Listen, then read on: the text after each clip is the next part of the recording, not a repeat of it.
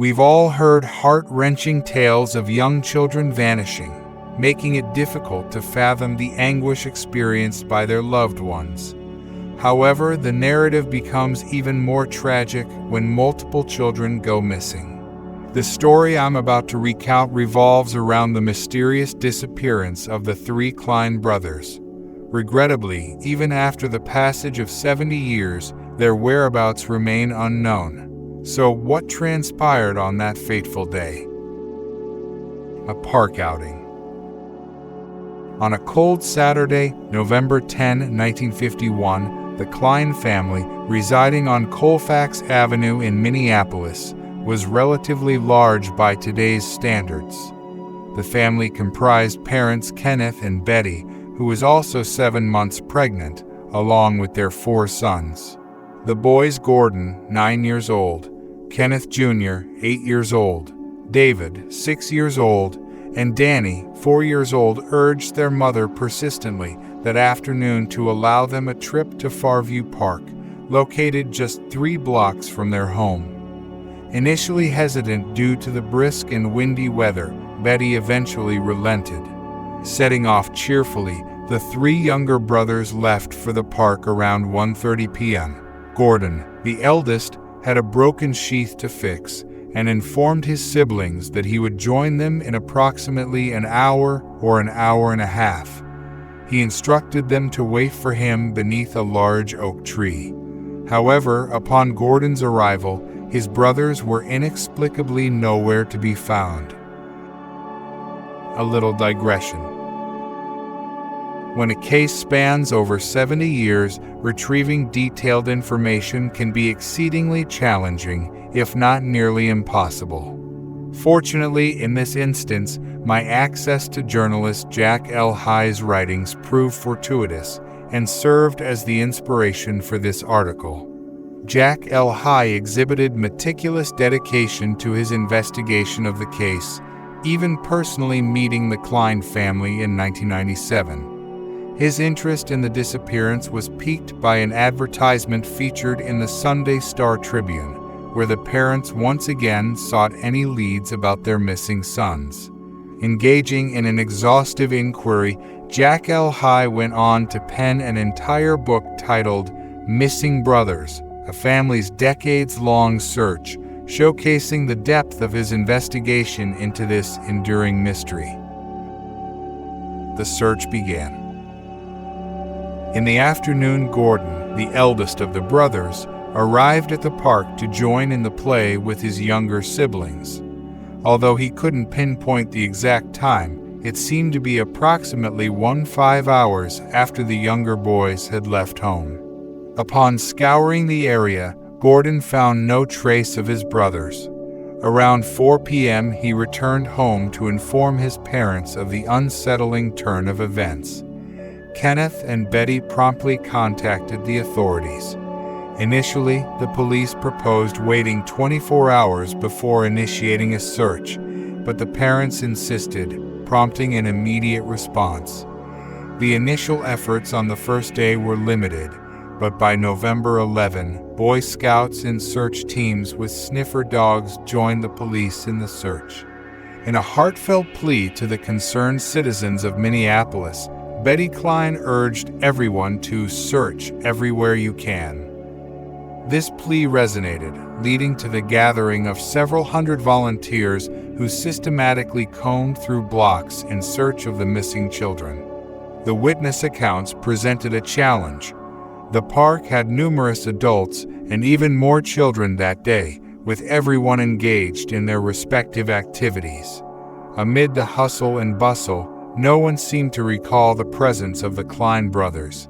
However, if they had been forcibly taken, it was likely that someone would have noticed. Approximately 1.5 miles from the park flowed the Mississippi River.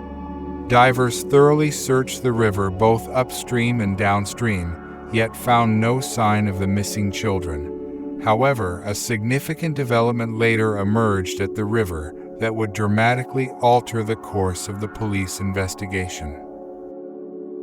A discovery in the river. Helge Matson, a railroad worker, willingly joined the search efforts for the Klein brothers. On the afternoon of November 13, as he strolled along the west bank of the river, he noticed two woolen hats lying on thin ice just 2 or 3 meters from the water's edge. Uncertain whether the caps belonged to the Klein brothers, the parents hesitated to confirm, as the brothers wore factory-made hats, nearly indistinguishable from others produced by the same factory. While Betty and Kenneth were on the verge of agreeing that the found hats likely belonged to their sons, skepticism prevailed among many.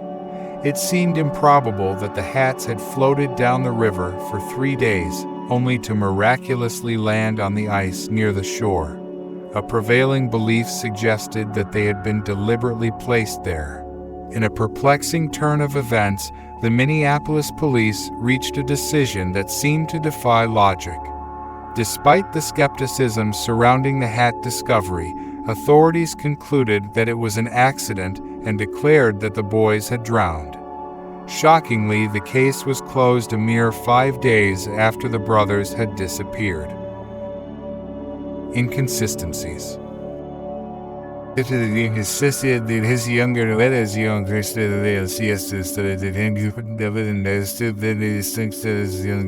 geographically to the park, not the river. The location where the caps were discovered, approximately 1 and 6 kilometers from Farview Park, contradicted the boys' intended destination for that day. Secondly, Gordon, the elder brother, adamantly insisted that his younger siblings would not venture to the river without him. Aware of his imminent arrival, they consistently waited for him during such outings. Furthermore, there were no reported sightings of the boys near or at the river that day, especially considering the existence of a pedestrian zone in the area at that time. Following the police's premature closure of the case, Kenneth and Betty Klein took the search for their missing children into their own hands. Offering a $500 reward for any leads or clues, they embarked on a determined quest. While the people of Minneapolis sympathized sincerely with the Kleins, their efforts yielded little assistance. Meanwhile, the parents had to contend with disturbing silent calls and cruel letters blaming them for not watching their children more closely. Additionally, a ransom note surfaced, but when the FBI arranged a meeting with the alleged letter writer, the individual failed to appear. The search continued. Despite their earnest efforts, the Kleins found themselves grappling with desperation. In a last-ditch attempt, Betty and Kenneth resorted to consulting a renowned psychic horse named Lady Wonder. This extraordinary equine oracle utilized a special device crafted by her owner, Claudia Fonda, which enabled her to lift specific letters, ostensibly providing answers. Intriguingly, when inquired about the Klein brothers, Lady Wonder offered the name of a channel street in the neighboring town of St. Paul. Kenneth ventured to the suggested street, but discovered nothing.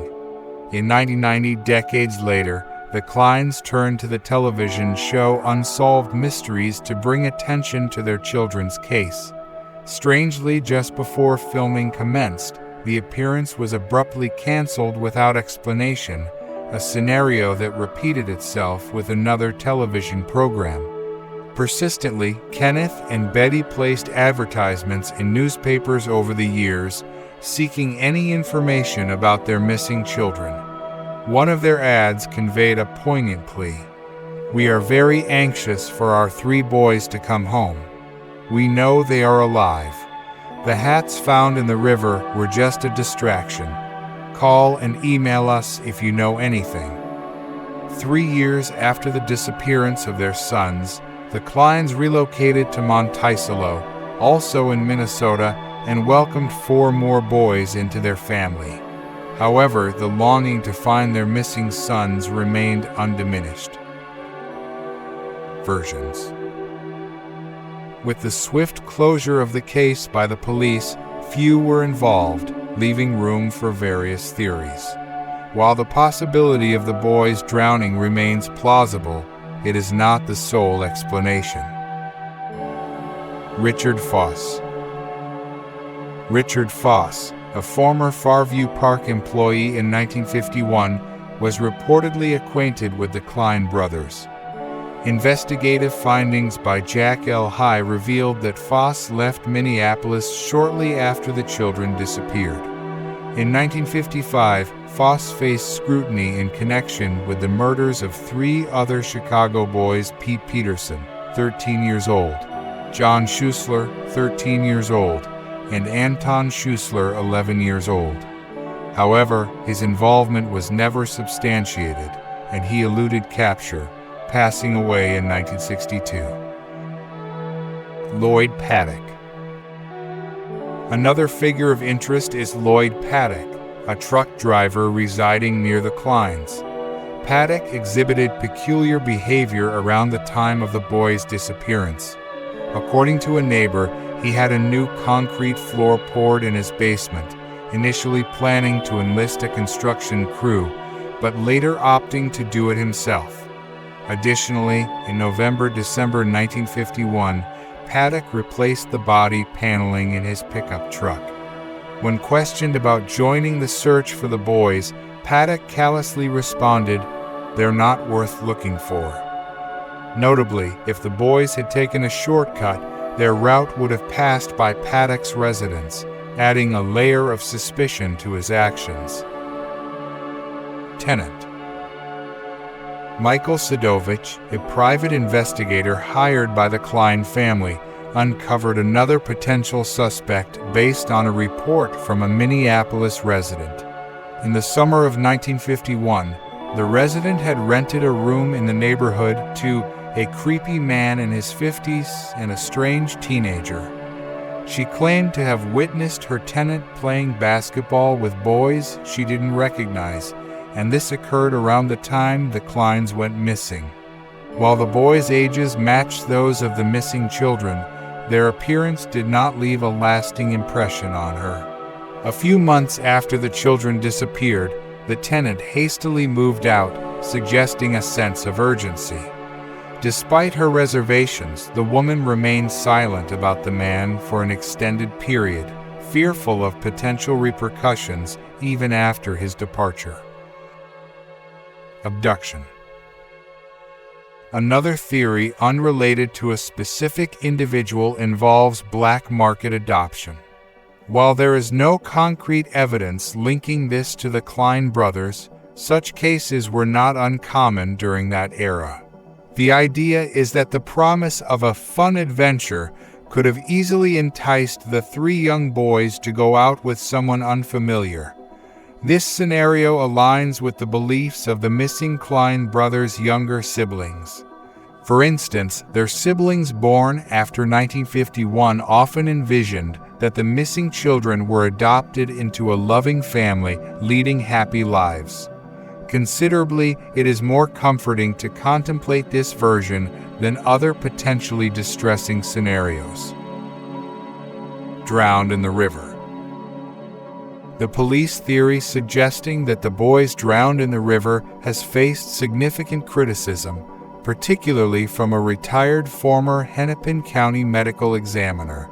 He strongly contested the police version, stating, "The probability that the Klein brothers drowned is close to 1 in 1 million. If 3 people drowned in the river, at least one of them should have surfaced, but that didn't happen. Plus, the divers searched the bottom several times. The conclusion is self-evident." A key piece of evidence. A critical blow to this investigation occurred in the early 2000s when a box of hats, potentially belonging to the missing children, went missing. The circumstances surrounding its disappearance, whether stolen or lost accidentally, remain unknown, prompting various theories within the family. Tragically, the hats are now impossible to test for DNA traces.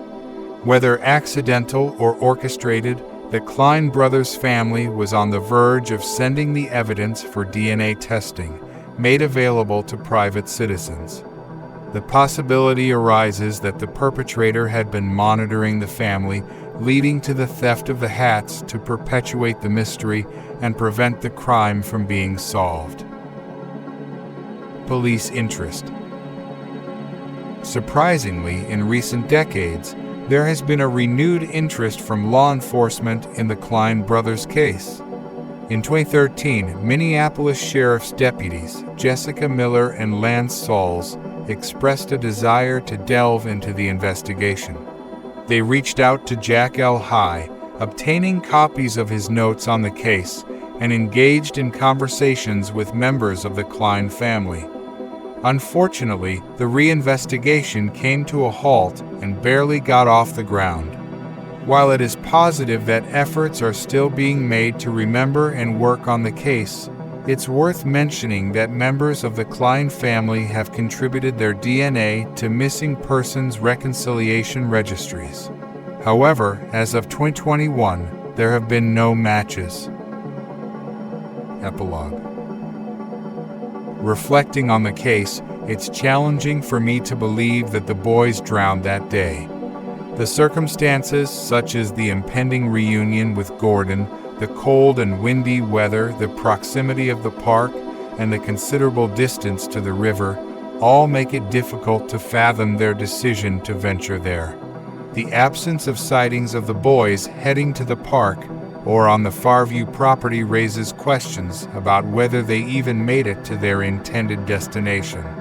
Given the bustling nature of the city on a Saturday afternoon, it's perplexing that no one observed them. It leads me to believe that whatever transpired with the Klein brothers occurred shortly after they left their home. Regrettably, Kenneth Klein passed away in 2005 without ever learning the fate of his missing children. Betty Klein followed in 2013 at the age of 88. Despite God granting them more children, the couple spent decades tirelessly searching for their lost sons. The surviving brothers, especially Gordon, continue to grapple with this ongoing sorrow. The grief endured by the Klein family over the years is unimaginable. Betty Klein once expressed, "From the outside, we seem to have lived a full and happy life, but there was a huge hole inside each of us. Or should I say, there were three. Boys are always in our thoughts." The events of that day may forever remain unknown, but for the family members of Kenneth Jr., David, and Danny Klein, who vanished on November 10, 1951, it is undoubtedly a tragedy multiplied by 3. I hope you liked this story. Please don't forget to leave a comment sharing with your thoughts below. Give a thumbs up this video and remember to hit that subscribe button to stay tuned for more captivating stories. Thank you for joining us on this remarkable journey, and we'll see you in the next video.